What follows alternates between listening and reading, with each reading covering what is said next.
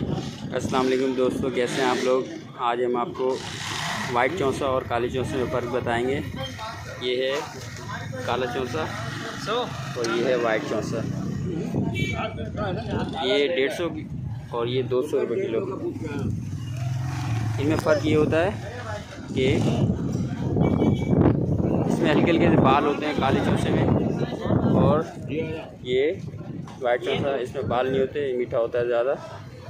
تو زیادہ تر مارکیٹ میں زیادہ تر وائٹ چونسا لوگ ڈھونڈ رہے ہوتے ہیں، اور یہ آپ دیکھ رہے ہیں کالا چونسا ہے 150 روپے کلو۔